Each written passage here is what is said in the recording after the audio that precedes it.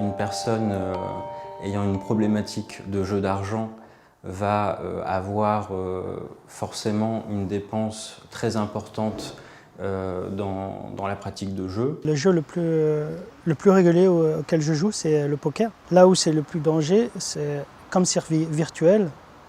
À un moment donné, j'ai perdu pied. Comme je suis arrivé à 3000 une fois avec un tournoi, j'ai essayé de rattraper les 10 000. Donc j'ai été dans cette table-là et j'ai tout reperdu. En l'espace de même pas une semaine.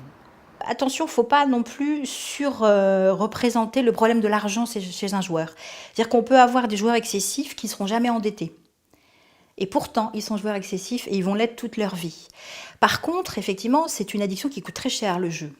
On a également des conséquences qui vont se répartir autour de la famille, autour, je dirais, de son cercle social. Votre état d'esprit est conditionné par vos résultats au poker. Et ça, c'est un truc terrible.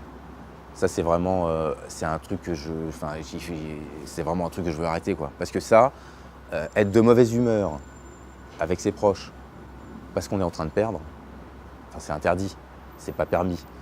Mais être de bonne humeur non plus. Parce qu'il y a des moments où vous avez des élans de générosité, des élans d'amour pour vos enfants, pour votre femme, parce que vous êtes en train de gagner. C'est pas normal non plus. Je veux dire, moi j'aime mes enfants, j'aime ma femme, j'aime mes parents, j'aime mes proches. Pas parce que je joue, parce que je les aime. Donc c'est destructeur. Ça pervertit votre état d'esprit, ça pervertit votre relation aux autres.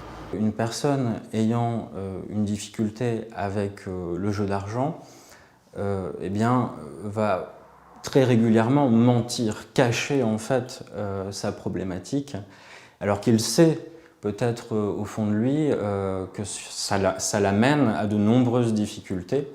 Et donc ça peut être aussi des signes internes, comme par exemple la honte, la culpabilité, voire la dépression. Souvent l'entourage reconnaît très vite le souci, il n'y a pas besoin d'être extrêmement calé sur le sujet pour voir qu'il y a un souci. Après l'idée c'est comment aborder la question avec le joueur et ça c'est plus compliqué. Parce qu'il faut amener finalement le joueur à prendre conscience du problème et souvent le problème du joueur excessif c'est qu'il pense que la solution est dans le problème. C'est-à-dire qu'il pense qu'en jouant il va finir par gagner et en gagnant il va résoudre ses problèmes, ce qui est une erreur fondamentale.